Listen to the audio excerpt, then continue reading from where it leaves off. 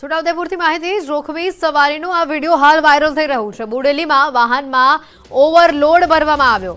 આ ઓવરલોડ મુસાફરો સીએનજીની ટાંકી પર બેઠેલા જોવા મળી રહ્યા છે। વાહન ચાલકો કાયદાની એસી તેસી કરી રહ્યા છે। સામાન્ય માણસ પાસે એક કાગળ ન હોય તો પોલીસે તતડાવે નહીં। આ કાગળો તો ઠીક, પરંતુ વાહનોને રોકે તો ખરા પોલીસ। અરે ભાઈ, ક્યારે સુધરશો તમે? રાજકોટની આ ઘટનાની યાદો તાજી છે, થોડું તો સમજી લો। છોટાઉદેપુરની પોલીસને આ દ્રશ્યો કદાચ દેખાતા નહીં હોય, આરટીઓના અધિકારીઓને પણ આ દ્રશ્યો દેખાતા નથી। શું કોઈ દુર્ઘટના બનશે ત્યારે જ તમે જાગશો? સીએનજીના બાટલા પર જોખમી સવારી આ ભારે પડી શકે તેમ છે।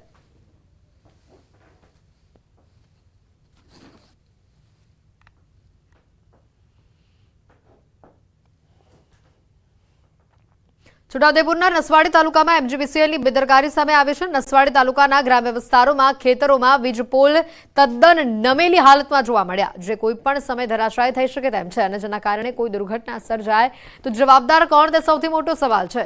નમી પડેલા વીજપોલના કારણે ખેડૂતોના જીવ પણ જોખમમાં મુકાયા છે। ચોમાસાના સમયે ખેતરમાં કામ કરતા ખેડૂતો માટે જીવ જોખમાય તેવી સ્થિતિ સર્જાઈ છે।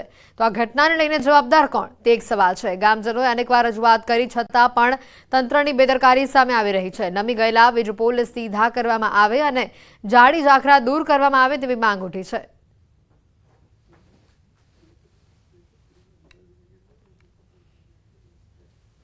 નસવાડી તરફથી લાઈન આવે છે, એની નીચે ઝાડવા વધારે છે, એના કારણે ફોલ થાય છે, એટલે અમારી લાઈનો ચાલતી નથી। જોખમ તો છે, જવાની એ બીક લાગે, પણ શું કરવાનું। તકલીફ એટલી જ છે કે ઝાડવા વાયડી અડી જ જાય છે, અને કોઈ શોર્ટ સર્કિટ થાય તો ઉપાડી છે। ખેડૂતો અવડે આવે, ખેતીનો ટાઈમ આવ્યો બરાબર છે, અને ઝાડવા ઉપર લાઈન ઉપર અડી ગયેલા છે, અને માણસો તકેદારી રાખતા નથી। આ વિદ્યુત બોર્ડવાળા, વીજ કંપનીવાળા એને જરા તકેદારી લેવું જોઈએ, ઝાડવા કપાવવા જોઈએ, અડી ગયેલા છે।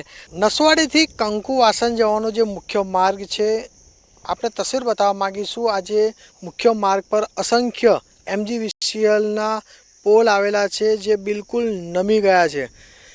આજે મુખ્ય માર્ગ પર જે રીતે જે જોઈ શકો છો તસવીરમાં, જે એમજીવીસીએલની જે બેદરકારી છે તે જોવા મળી રહી છે। આમ તો ગુજરાતભરમાં જે ઘટનાઓ બની રહી છે તેની અંદર જે પણ જ્યારે ઘટના બને ત્યારબાદ તંત્રના જે અધિકારીઓ છે તેની બેદરકારી સામે આવતી હોય છે, પરંતુ આજે નસવાડી તાલુકાના જે કંકુવાસન જવાનો જે મુખ્ય માર્ગ છે તેની ઉપર જ અસંખ્ય વીજ પોલ છે તે બિલકુલ નમી પડેલા છે, એટલે ચોક્કસથી જીવનું જોખમ જે આ વિસ્તારના લોકોની માથે મંડાઈ રહેલું હોય તેવું લાગી રહ્યું છે। આમ તો આજે એમજીવીસીએલના જે પોલ છે તેની પર ખુલ્લા વાયરો છે। જો કોઈક અકસ્માત સર્જાય અને જો પોલ જો ધરાશય થાય તો આ જે ખુલ્લા જે વાયરો છે તે બિલકુલ કોઈના જે રાહદારીઓની ઉપર પડે તો જીવનું જોખમ પણ જોવાઈ રહ્યું છે। આ જે રીતે આ જે રાહદારીઓથી પસાર થાય છે, અને જે બાજુની અંદર આવેલા જે ખેડૂતોના જે ખેતરો છે તેની અંદર પણ લોકો જવા માટે ડરી રહ્યા છે, કારણ કે વીજ પોલ છે તે બિલકુલ નીચે નમી ગયેલા છે। અને ખાસ કરીને આજે એમજીવીસીએલના જે પોલ છે તે તો નમેલા છે જ, તેની સાથે સાથે અન્ય એટલા કેટલાક વીજ પોલ એવા છે કે તેની ઉપર જારી ઝાકડા ઉગી ગયા છે, અને વીજ પોલ જે નમી પડ્યા છે તેને સીધા કરે તો આજે આવનારા જે સમયની અંદર કોઈ દુર્ઘટના સર્જાય ના તેની કાળજી રાખે તંત્ર, તેવી આ વિસ્તારના લોકો માંગ કરી રહ્યા છે। સેજબ ખત્રી, ન્યૂઝ 18 ગુજરાતી, છોટાઉદેપુર। વારંવાર ઉભરાતી ગટરથી જૂનાગઢ વાસીઓ હવે ત્રાહિમામ પોકારી ગયા છે। શુક્રવારી બજારમાં નાના વેપારીઓને ભારે હાલાકી પડી રહી છે। વારંવાર રજૂઆત છતાં કોઈ નિરાકરણ ન આવતા ભાજપના નગરસેવકોએ શુક્રવારે બજાર બંધ કરાવી હતી। ત્યારે મેયરે કહ્યું કે અમને અનેક રજૂઆતો સ્થાનિકો તેમજ નગરસેવકો દ્વારા મળી હતી। આગામી દિવસોમાં નાના વેપારીઓના હિત જળવાય તેના માટે વૈકલ્પિક જગ્યા ફાળવવામાં આવશે। ત્યારે હવે સવાલ એ થાય છે કે વારંવાર રજૂઆત છતાં આજ દિવસ સુધી કેમ કોઈ કામગીરી કરાઈ નથી? તંત્ર અજાણ છે કે આ ખાસ કરીને લોકો અજાણ છે, તે એક સૌથી મોટો સવાલ ઉભો થઈ રહ્યો છે। અમારે ત્યાં શુક્રવારે ભરાય છે, અવારનવાર અણબનાવ બને છે અને ટ્રાફિક સમસ્યા બહુ થાય છે। એનું કારણ છે અહીંયા ગટર, ભૂગર્ભ ગટર, રોડ રસ્તાના કામ ચાલુ છે। શુક્રવારે જે માથાકૂટ થઈ હતી એના અનુસંધાને અમે કમિશનરશ્રીને લેખિતમાં રજૂઆત, મેયરશ્રીને લેખિતમાં રજૂઆત, દબાણ શાખામાં રજૂઆત કરેલ, અને આજ રોજ ફરી શુક્રવારે ભરાઈ ગયેલ હતી તો અમે ચારેય કોર્પોરેટર સાથે રહી અને અમારી ટીમ સાથે રહી અને શુક્રવારે બંધ કરાવેલ છે। દોલતપરામાં જે શુક્રવારે બજાર ભરાઈ રહી હતી તે આજે બંધ કરેલી છે, કારણ કે ત્યાંના રહીશો અને સ્થાનિક લોકોનું આવેદન જે કમિશનરે અને મારી પાસે આપી ગયા હતા અને જે ટ્રાફિકની સમસ્યા હતી તેના લીધે આજે બંધ કરવામાં આવી છે. પરંતુ આગામી દિવસોમાં આ જે નાના વેપારીઓ છે તે વેપાર ધંધો કરતા હોય છે અને પોતાનું રોજગાર ચલાવતા હોય છે, તો એમના માટે કોઈ એવી વૈકલ્પિક જગ્યા મળી જાય એટલે ફરીવાર આ શુક્રવારી બજાર કોઈ પણ સારી જગ્યાએ ચાલુ કરવામાં આવશે. સલામતી સવારીની સાથે સાથે એસટી અમારીનું સ્લોગન આપવામાં આવ્યું છે, પરંતુ બનાસકાંઠાના ધાનેરામાં રાજસ્થાન તરફથી બસ ટ્રીપ બંધ થતાં લોકોને ભારે હાલાકી પડી રહી છે. છેલ્લા 2 વર્ષથી બસ રૂટ બંધ થતાં મુસાફરોને ભારે હાલાકી પડી છે.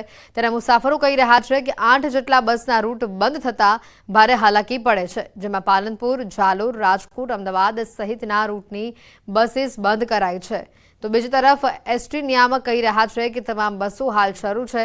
ઉલટાનું બીજી બસ પણ શરૂ કરી દેવામાં આવી છે. ત્યારે હાલ તો ધાનેરાથી બંધ થયેલા બસના રૂટ ફરી શરૂ કરવાની લોકોની માંગ છે. એસટી નિગમની ધાનેરા ખાતે ચાલતી ટ્રીપો બાબતેના જે સમાચાર પ્રસિદ્ધ થયેલ છે તે સત્યથી વેગળા છે. વધુમાં અમદાવાદ, બિનમાલ, સુંઢા માતા, સાંચોરની 15 ટ્રીપો, બાડમેરની 3 ટ્રીપો, જોધપુરની આ તમામ સંચાલન હાલમાં ચાલુ છે. રાજસ્થાન જવા માટે તકલીફ પડે એટલે કહીએ પેસેન્જરને બહુ તકલીફ પડી. બસો જ નથી, જૂના રૂટ હતી ને એ બધી બંધ થઈ ગઈ છે. એના માટે આમ કે સરકાર કે નવી બસો ચાલુ કરી છે, એના માટે જૂની બસો જ બધી બંધ થઈ ગઈ, રૂટ જ બધી બંધ થઈ જાય છે. બહુ મુશ્કેલો પડે છે. આ ગરમીમાં રાજસ્થાનની જો 10 બસો બંધ કરી છે ને એના કરતાં વધારે બસ ચાલુ કરવી જોઈએ. ધાનેરા એક સેન્ટર તાલુકો છે, એના માટે સેન્ટર પર રાજસ્થાન જવા માટે કઈ વ્યવસ્થા નથી. પ્રદેશ પ્રશાસન દ્વારા દમણ બીચ અને અન્ય સુવિધાઓને ચોમેર વિકાસ કરવામાં આવ્યો છે, પરંતુ આપને જાણીને નવાઈ લાગશે કે આ પ્રદેશમાં છેલ્લા 3 વર્ષથી બસ સ્ટેશન જ નથી.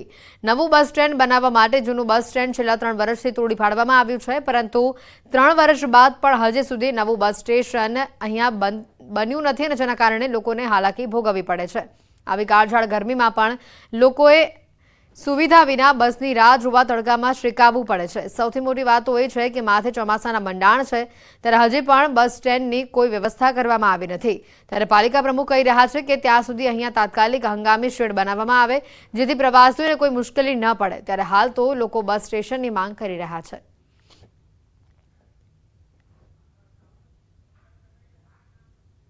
પરંતુ જે આ સુવિધા છે જે શેડ નાખવાની, તે હું કલેક્ટરને રજૂઆત કરીને એ શેડ આપણે નખાવીએ અને ટોયલેટનો બંદોબસ્ત, એ 2 ચીજ તો આપણે તાત્કાલિક કરીએ. પાણીનું છે ને અમને તો થોડા ડિસ્ટન્સ પર એક રોટરી ક્લબે બહુ સારા સેવાનું કામ કર્યું હતું, ઇનોગ્રેટ કર્યું છે. બસ સ્ટેન્ડ ના હોવાથી અનેક મુસીબતોનો સામનો કરવો પડે છે. બસ સ્ટેન્ડ ના હોવાથી અમને તડકામાં ઊભી રહેવા પડે છે અને કંઈપણ જાતની સુવિધા નથી અને લોકોને પૂછપરછ કરવા પડે છે અને ચોમાસામાં પણ આ જ હાલત બની રહી છે. यहाँ बस स्टॉप पे जब उतरे तो बस स्टॉप पे आए तो बस स्टॉप पे कुछ है नहीं, सीट भी नहीं है.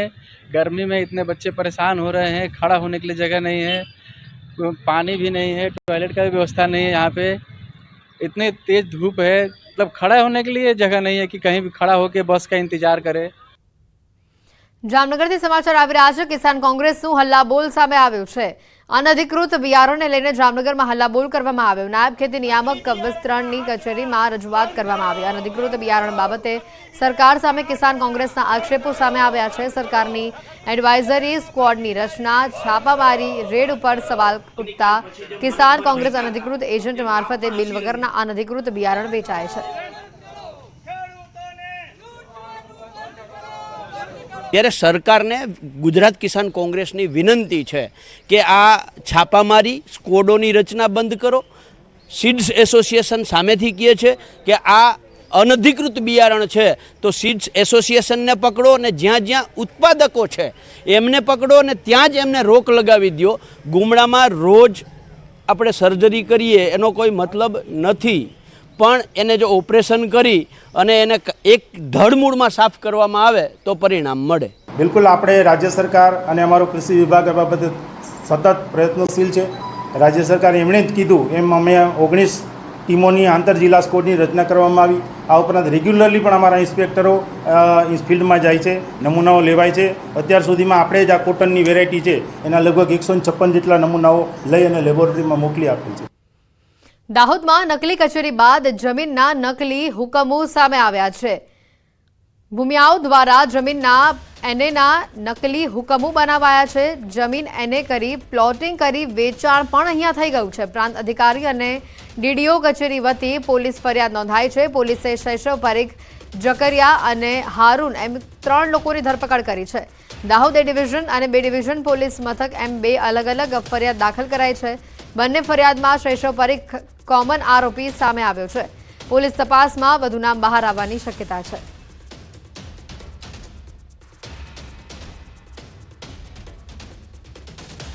કે આ લોકો ખોટા એના હુકમો કરી સરકારશ્રીની જે પ્રીમિયમ રકમ છે એ રકમ બચાવવા માટે કે પ્રીમિયમ ના ભરવું પડે તો એનો આર્થિક લાભ મેળવવાનો મુખ્ય ઉદ્દેશ એમાં જણાઈ આવે છે. અને આ લોકો સાથે પણ ચીટિંગ થાય છે, કેમ કે જે આ એને થકી જે પ્લોટિંગ થાય છે અને જે એન્ડ યુઝર છે કે જેને આનો લાભ મળવાનો છે એ પણ આ પ્રકારની કોર્ટ પ્રોસિડિંગ કે એફઆઈઆર દ્વારા ફોજદારી પ્રક્રિયા થવાને કારણે એ લોકોને પણ ભવિષ્યમાં તકલીફ પડે, હાલમાં તકલીફ પડી સંભાવના પૂરેપૂરી છે.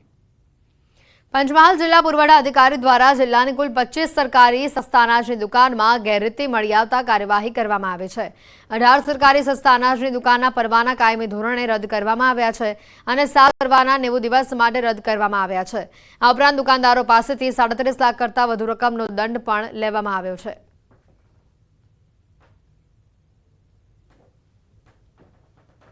અમોએ 18 પરવાનાઓને કાયમી રદ કરવામાં આવેલા છે. 7 પરવાનાને 90 દિવસ માટે સસ્પેન્ડ કરવામાં આવેલા છે. આમ મળીને કુલ 25 પરવાનેદારો સામે કાયદેસરની કાર્યવાહી કરી છે. વડોદરામાં GSFA દ્વારા ફૂટબોલ ચેમ્પિયનશિપનું આયોજન કરવામાં આવ્યું. GSFA ફૂટબોલ ક્લબ વિમેન્સ ચેમ્પિયનશિપની રોમાંચક ફાઇનલ મેચમાં ARA football club Baroda football academy સામે 7 વિરુદ્ધ 3 ગોલથી વિજેતા બની હતી. મેચના પ્રથમ હાફમાં ARA દ્વારા એક જ ગોલ થયો હતો અને બરોડા ફૂટબોલ એકેડેમીએ 2 ગોલ કરી લીધા, પરંતુ બીજા હાફમાં ARA ધડાધડ 6 ગોલ ફટકારી દીધા હતા. બરોડા ફૂટબોલ એકેડેમી વળતી લડત ના આપી શકી અને બીજા હાફમાં માત્ર એક જ ગોલ કરી શકી અને આ મેચ ગુમાવી હતી. વડોદરાના સમા સ્પોર્ટ્સ કોમ્પ્લેક્સ ખાતે ફૂટબોલ ટુર્નામેન્ટમાં ગુજરાતની વિવિધ ટીમો ભાગ લઈ રહી છે. બોયઝમાં 15 ખાસ કરીને બોયઝમાં 15 ક્લબ છે. વિમેન્સમાં 4 ક્લબે ભાગ લીધો છે, તો બોયઝની ટીમમાં જગરનોટ FCએ ગોટ FCને પછાડ્યું છે. વિજેતા ટીમ ઓલ ઇન્ડિયા ફૂટબોલ ફેડરેશનની ચેમ્પિયનશિપમાં આવતા વર્ષે યોજાનારી છે અને જેમાં તે ચેમ્પિયનમાં ભાગ લેશે. GSFAની ફૂટસલ ક્લબ ચેમ્પિયનશિપ છે, જેમાં ગુજરાત આખાની ક્લબ પાર્ટિસિપેટ કરતી હોય છે અને આમાં બોયઝમાં 15 ટીમે પાર્ટિસિપેટ ક્લબ્સે કર્યું હતું અને વુમન્સમાં 4 ક્લબ્સે પાર્ટિસિપેટ કર્યું હતું. અત્યારના ફાઇનલ મેચ રમાઈ રહ્યો છે, જે જગરનોટ FC વર્સિસ ગોટ FCનો રમાયેલો છે. આ ટુર્નામેન્ટમાં જે પણ ચેમ્પિયન થાય ટીમ ઓલ ઇન્ડિયા ફૂટબોલ ફેડરેશનની ફૂટસલ ક્લબ ચેમ્પિયનશિપમાં આવતા વર્ષે ભાગ લેશે.